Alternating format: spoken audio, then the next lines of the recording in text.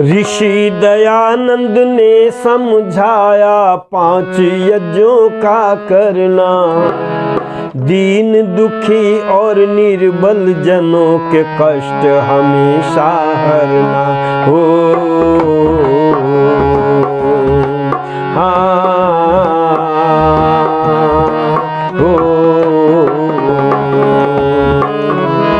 ऋषि दयानंद ने समझाया 5 यज्ञों का करना, दीन दुखी और निर्बल जनों के कष्ट हमेशा हरना।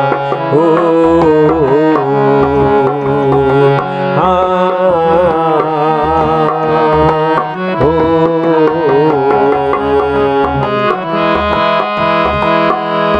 ब्रह्म यज्ञ है प्रथम करो मिल सब प्राणी, जिससे होगी शुद्ध हमारी मनवाणी। ब्रह्म यज्ञ है प्रथम करो मिल सब प्राणी, जिससे होगी शुद्ध हमारी मनवाणी। प्रभु का मुख्य नाम है ओम, क्या भारत अमेरिका रोम, सब में रमा हुआ है ईश्वर, ध्यान हमेशा धरना। हो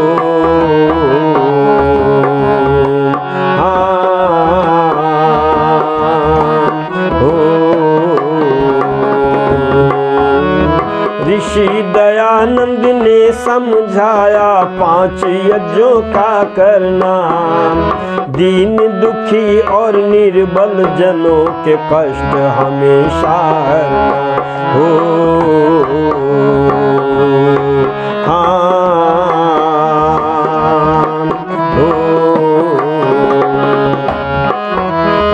देव यज्ञ तो श्रेष्ठ कर्म कहलाता है,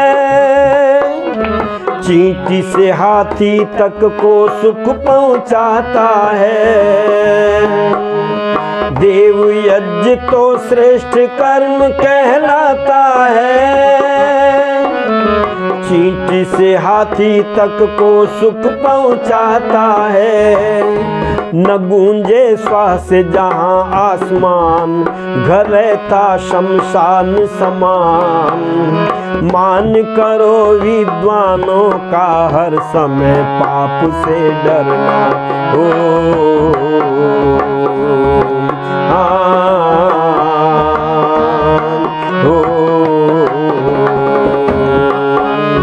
ऋषि दयानंद ने समझाया 5 यज्ञों का करना, दीन दुखी और निर्बल जनों के कष्ट हमेशा।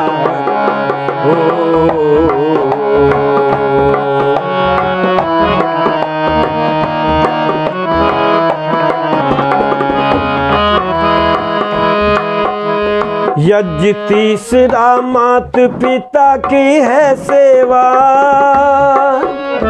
बड़ों की सेवा से ही मिलती है मेवा।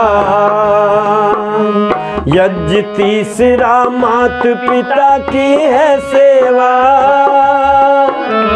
बड़ों की सेवा से ही मिलती है मेवा। कर दे सब जीते जी अर्पण, न कर मरने पे साध तर्पण। भूखे पेट घर बाप मरा, मुश्किल है स्वाद से भरना। हो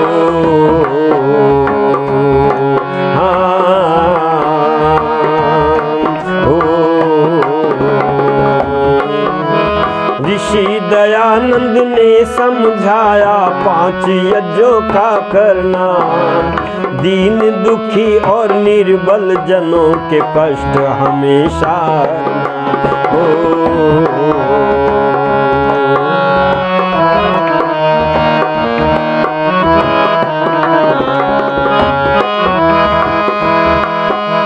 जाने अनजाने में जितने जीव मरे, उनके प्रायश्चित के लिए बलि वैश्व करे। जाने अनजाने में जितने जीव मरे, उनके प्रायश्चित के लिए बलि वैश्व करे।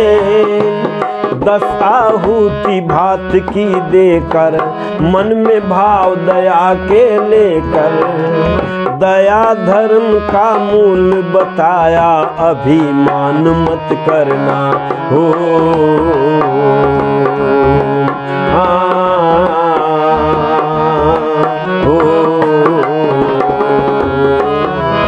ऋषि दयानंद ने समझाया 5 यज्ञों का करना, दीन दुखी और निर्बल जनों के कष्ट हमेशा हरना हो।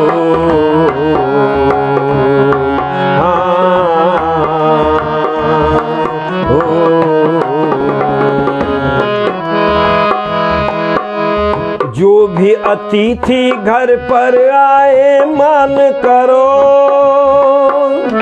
गृहस्थी का है यज्ञ 5वां ध्यान धरो। जो भी अतिथि घर पर आए मान करो, गृहस्थी का है यज्ञ 5वां ध्यान धरो। करना इन्हें यथाशक्ति से, होना मत विचलित भक्ति से। करना अच्छे काम नरेश, तू पछताएगा वरना हो।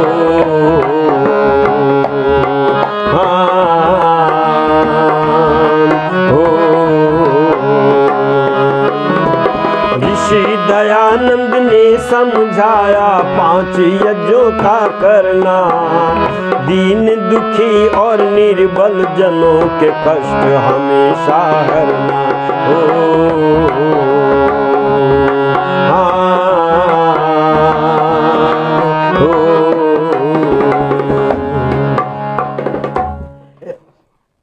अभी मैंने गीत आपके सामने रखा, ऋषि दयानंद ने बतलाया 5 यज्ञों का करना।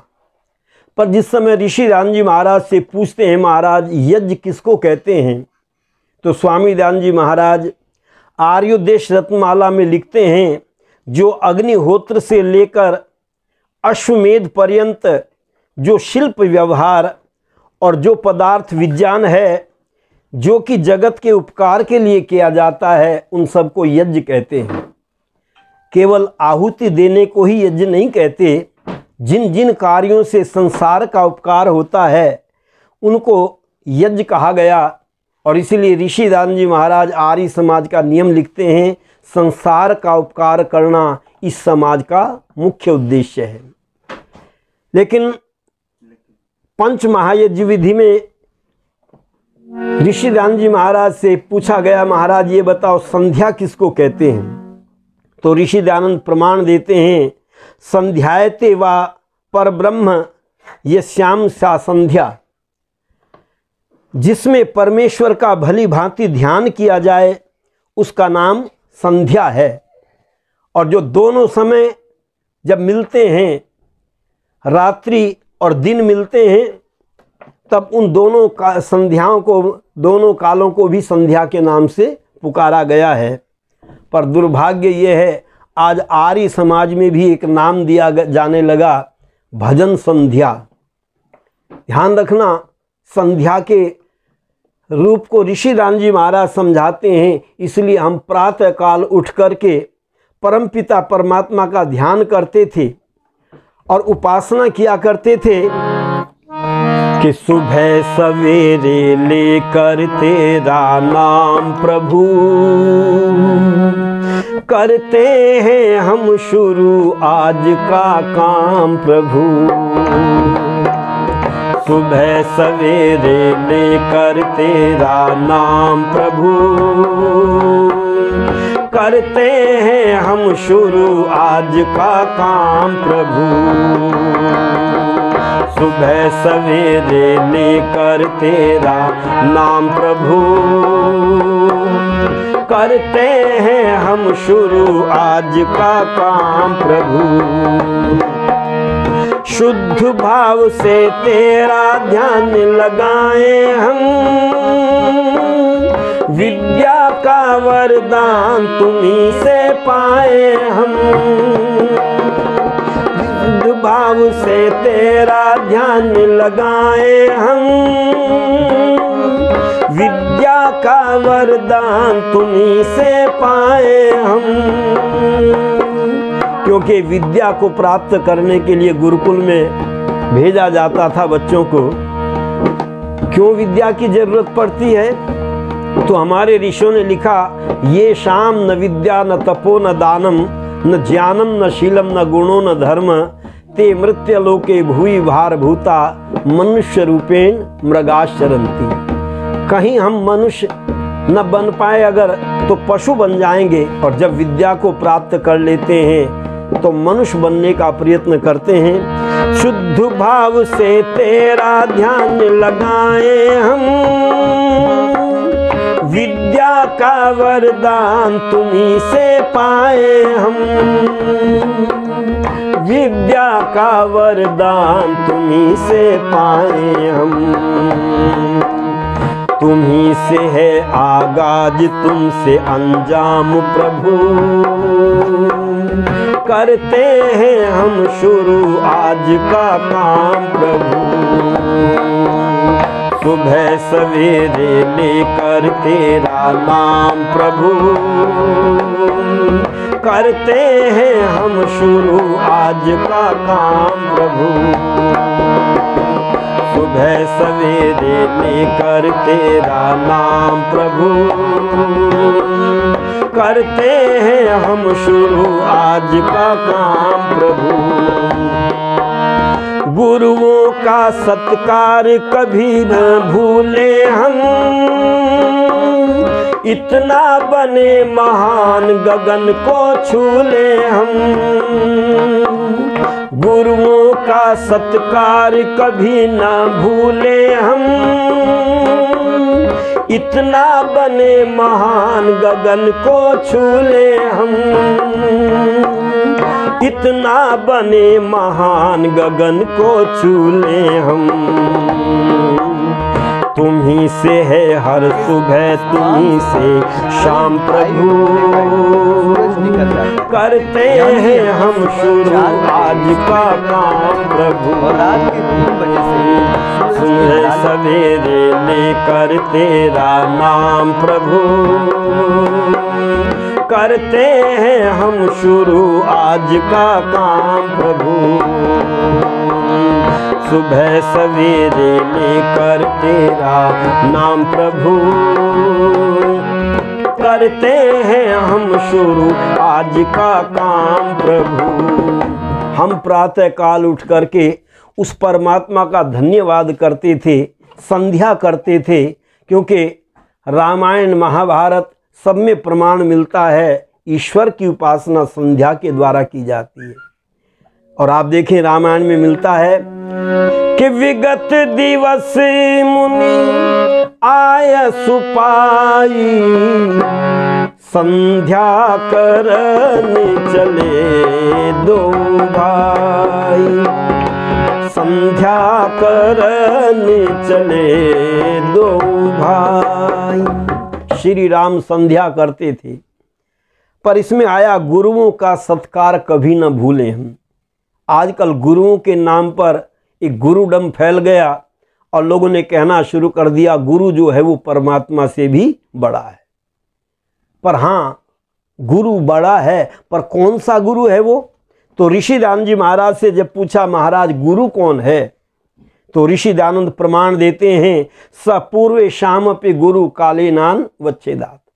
वह परमात्मा जो गुरुओं का भी गुरु है, जो कभी काल के गाल में नहीं जाता, वह परमात्मा सारे संसार का आदि गुरु है। और गुरु कहते हैं बड़े को, जिसको हम अपने से बड़ा मानते थे उसको गुरु शब्द से संबोधन करते थे। चाणक्य जी महाराज तो लिखते हैं जो एक अक्षर का भी ज्ञान कराता है वह भी गुरु है।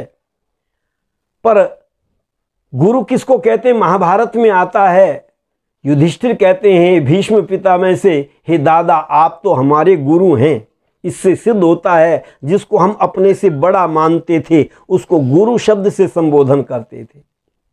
और अब भी देखना, संसार के अंदर जिसको हम अपने से बड़ा मानते हैं उसको गुरु शब्द से संबोधन करते हैं। एक नाम आपने सुना होगा, अफजल गुरु, क्यों? जिससे आपने नामदान लिया था। उससे हमने नामदान नहीं लिया कि उसको हम गुरु कह रहे हैं, पर वो आतंकवाद में सबसे बड़ा था, इसलिए उसका नाम अफजल गुरु रख दिया लोगों ने। मैं आपसे कहना चाहता हूं, हम अपने से बड़े से मिलना चाहते हैं, छोटे से मिलना नहीं चाहते।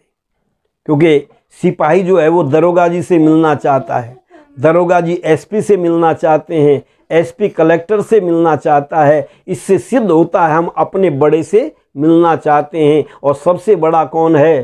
तो कहते हैं ब्रह्म, परमात्मा जो है वह परम ब्रह्म है। परम शब्द जोड़ने से ईश्वर का वाचक हो जाता है। इसलिए लिखते हैं उस परमात्मा की, परम ब्रह्म की हम उस गुरु की उपासना करें जो सच्चा गुरु है। आजकल तो हर एक व्यक्ति अपने को सच्चा गुरु कहने लगा है, पर ध्यान रखना सच्चा गुरु कौन है? जो आदि सृष्टि में परमात्मा ने जिसका ज्ञान दिया है वो वेद का ज्ञान सत्य है। ऋषि दयानंद लिखते हैं वेद सब सत्य विद्याओं का पुस्तक है। इसलिए सत्य का ज्ञान कराने वाला परमात्मा ही गुरु कहलाता है। तो पूछा इस परमात्मा की उपासना कहाँ करें? क्योंकि उपासना करने का, मिलने का स्थान होता है, तो परमात्मा की उपासना कहाँ करें? तो ऋषियों ने लिखा, अपाम समीपे नियतो नैत्यकम विधिमास्थितः सावित्रीमप्यधीयते गत्वारण्यम समाहितः। प्रमाण देते हैं ऋषि दयानंद जी महाराज, जंगल में अर्थात एकांत देश में सावधान होकर, क्योंकि सावधान क्या है? जब व्यवधान आता है तब परमात्मा का ध्यान नहीं लगता, और जब व्यवधान समाप्त हो जाता है तो वह सावधान हो जाता है। तो कहते हैं सावधान होकर के नित्य कर्म करते हुए सावित्री गायत्री मंत्र का उच्चारण, अर्थ ज्ञान और उसके अनुसार अपने चाल चलन को करे। पर ऋषि लिखते हैं परंतु यह बचपन से करे, जन्म से करना उत्तम है। तो इसलिए हमारे यहाँ बच्चों को बचपन से प्रातः काल और सायंकाल संध्या करना सिखाते थे। हम एकांत देश में या नदी के किनारे बैठ कर के संध्या करते थे, और उसका प्रमाण रामचरितमानस में मिलता है। रामचरितमानस में आप देखें, कहूँ कहूँ सरिता तीर उदासी, कहूँ कहूँ सरिता तीर उदासी, बसहि ज्ञान दत्त मुनि सन्यासी, बसहि ज्ञान दत्त मुनि सन्यासी। पहले ऋषि मुनि लोग नदियों के किनारे बैठ कर के भगवान का भजन करते थे। तो पूछा परमात्मा रहता कहाँ है? तो हमारे ऋषियों ने कहा हर जगह मौजूद है, पर नजर आता नहीं, योग साधन के बिना उसको कोई पाता नहीं। तो पूछा उसकी उपासना कैसे करें? तो ऋषि दयानंद जी महाराज ईश्वर प्रार्थना उपासना के मंत्रों में प्रमाण देते हैं, योगाभ्यास अति प्रेम से भक्ति करे विशेष, बाहर से सुख मिलेगा अंदर शांति नरेश, आत्मा अंतःकरण से भक्ति करे हमेश, उसकी आज्ञा पालन में तत्पर रहे हमेश। ऋषि कहते हैं आज्ञा पालन करने का नाम ही क्या है? भक्ति है। जब हम परमात्मा की आज्ञा पालन करते हैं अर्थात वेद के अनुसार अपने जीवन को चलाते हैं, तब हम परमात्मा की भक्ति कर लेते हैं। अपनी सकल उत्तम सामग्री करो प्रभु को पेश, प्रभु की आज्ञा पालन में तत्पर रहो नरेश, निर्माता धाता संघरता है केवल सर्वेश, उसकी सब सामर्थ्य से भक्ति करो नरेश। इसलिए हमारे यहाँ पर प्रातः काल और सायंकाल बैठ करके उस परमात्मा का ध्यान किया करते थे, संध्या करते थे। और कैसे करते थे? सुबह शाम ईश्वर को ध्याया करो जी, सुबह शाम ईश्वर को ध्याया करो जी, कि संध्या में मन को लगाया करो जी, सुबह शाम ईश्वर को ध्याया करो जी, सुबह शाम ईश्वर को ध्याया करो जी।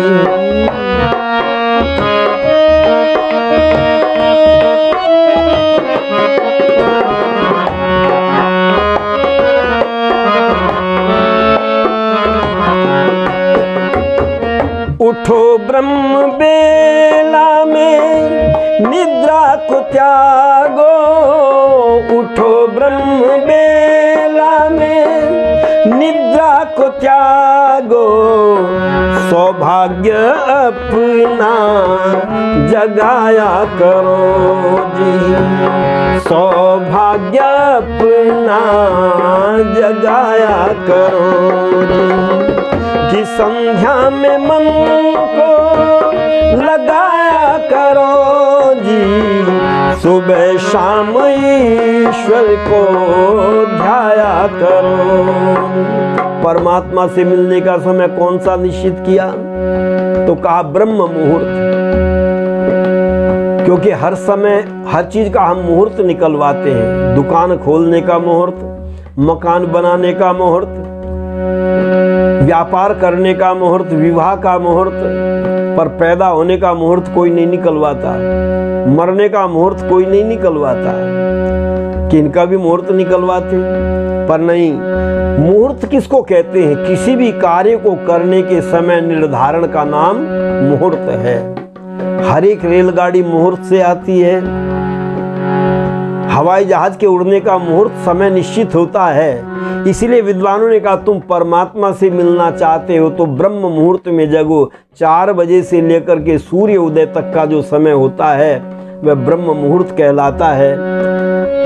भ्रमण शौच मंजन से निवृत्त होकर, भ्रमण शौच मंजन से निवृत्त होकर, सदा शुद्ध जल से नहाया करो जी, सदा शुद्ध जल से नहाया करो।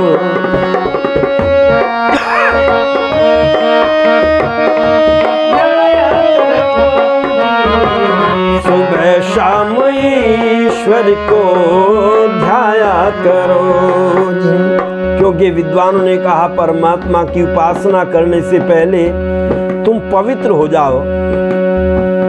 और ये आज बड़ा ध्यान दे रहे हैं क्योंकि कोरोना फैल रहा है। कहते हैं हाथ धुलो, हाथ ही धुलना नहीं, हमारे यहाँ पर तो स्नान करने की बात कही। अद्भिर गात्राणि शुद्ध्यन्ति मनः सत्येन शुद्ध्यति, विद्या तपोभ्याम भूतात्मा बुद्धिर्ज्ञानेन शुद्ध्यति। हम इन बीमारियों से बचना चाहते हैं तो प्रतिदिन प्रातः काल स्नान करें। और वेद में आता है जो प्रतिदिन स्नान करता है उसकी सुंदरता बढ़ती है, जो प्रतिदिन स्नान करता है वह स्वस्थ रहता है। हम इन बीमारियों से बचना चाहते हैं। धुले वस्त्र धारण करो स्वच्छ तन पर, धुले वस्त्र धारण करो स्वच्छ तन पर, मुदित मन सदा मुस्कुराया करो जी, मुदित मन सदा मुस्कुराया करो जी, कि संध्या में मन को लगाया करो जी, सुबह शाम ईश्वर को ध्याया करो जी, सुबह शाम ईश्वर को ध्याया करो। और ईश्वर उपासना करने के लिए क्या करें? स्थान निश्चित करें। यदि आप एक जगह पर रहते हैं, अपने घर में रहते हैं, तो वहाँ पर भी एक स्थान निश्चित करें जहाँ ईश्वर की उपासना करें। इसलिए जहाँ पर ईश्वर की उपासना करते थे उस घर को लोगों ने मंदिर कहना शुरू कर दिया। किसी एक निश्चित जगह पर हमेशा, किसी एक निश्चित जगह पर हमेशा मुलायम सा आसन बिछाया करोगी, मुलायम सा आसन बिछाया करोगी।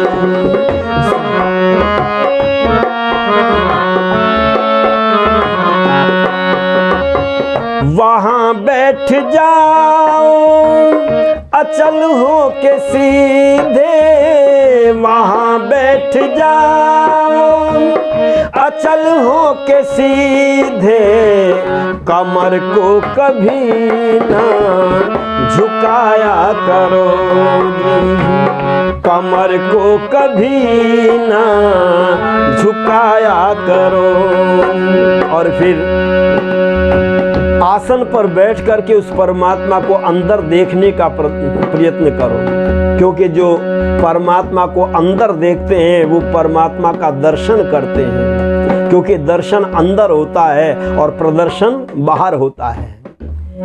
आपने देखा होगा पहले ऋषि मुनि लोग आंख बंद करके परमात्मा का दर्शन करते थे, पर आजकल के साधु प्रदर्शन करते हैं, और जो प्रदर्शन करते हैं उनको दूरदर्शन वाले ले जाते हैं, और जो दूरदर्शन पर चले जाते हैं उनकी बाद में दुर्दशा जरूर होती है, क्योंकि दर्शन ऋषियों ने किया और जो उनको अंदर से अनुभूति हुई, अंदर से ज्ञान प्राप्त हुआ, उन्होंने उन ग्रंथों का नाम ही क्या रख दिया?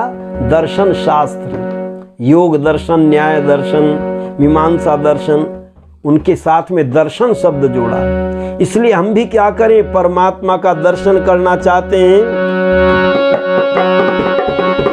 बड़े प्रेम से फिर करो बंद आंखें, बड़े प्रेम से फिर करो बंद आंखें, समाधि का दृश्य बनाया करो जी, समाधि का दृश्य बनाया करो जी, कि भक्ति में मन को लगाया करो जी, सुबह शाम ईश्वर को ध्याया करो। महामंत्र गायत्री से बांधो चोटी, महामंत्र गायत्री से बांधो चोटी, विचारों को केंद्रित बनाया करो जी, विचारों को केंद्रित बनाया करो। ऋषि लिखते हैं जो बाल इधर उधर बिखरे हुए हैं उनको बांध करके उनको केंद्रित करो, और बाहर से तो चोटी को केंद्रित कर रहे हो, पर अंदर से अपने विचारों को केंद्रित करने का प्रयत्न करना। यदि विचार इधर उधर हैं, मन इधर उधर भाग रहा है, तो हम परमात्मा की उपासना करने में सफल नहीं होते। पढ़ो वाक वाक तभी शन्नो देवी से तीन आचमन कर, तभी शन्नो देवी से तीन आचमन कर, रुका कफ गले का हटाया करो जी, रुका कफ गले का हटाया करो जी, ध्याया करो जी, सुबह शाम ईश्वर को ध्याया करो, संध्या में मन को लगाया करो जी, सुबह शाम ईश्वर को ध्याया करो जी।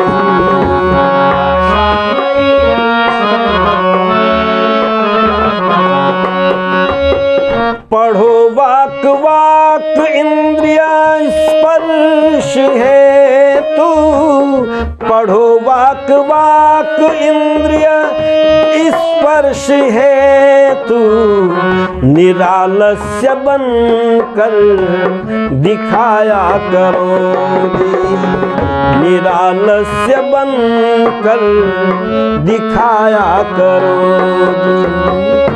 संध्या में मन को लगाया करो जी, सुबह शाम ईश्वर को ध्याया करो जी, सुबह शाम ईश्वर को ध्याया करो। पुनः भू पुना तू से मार्जन के द्वारा, पुनः भू पुना तू से मार्जन के द्वारा, प्रत्येक अंग जल से छुआया करो जी, प्रत्येक अंग को जल छुआया करो जी। सुबह शाम ईश्वर को ध्याया करो जी, संध्या में मन को लगाया करो जी।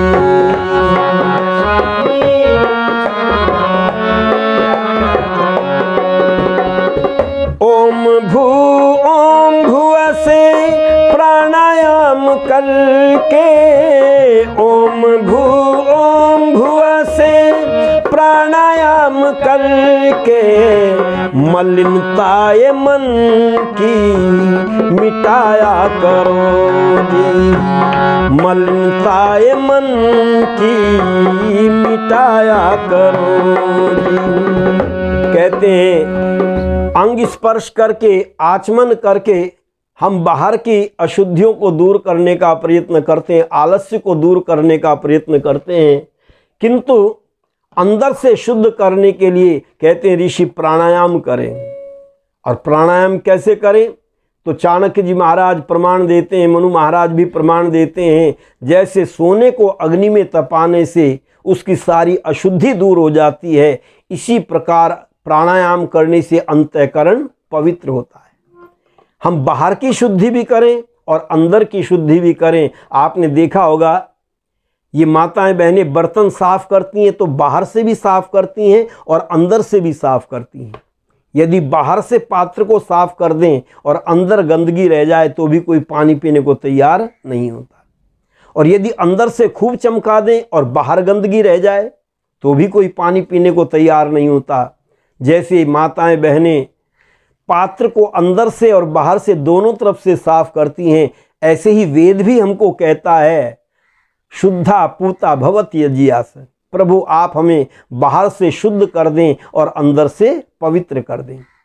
शुद्धा पूता भवति यज्ञास की प्रेरणा के द्वारा हम अंदर और बाहर अपने जीवन को पवित्र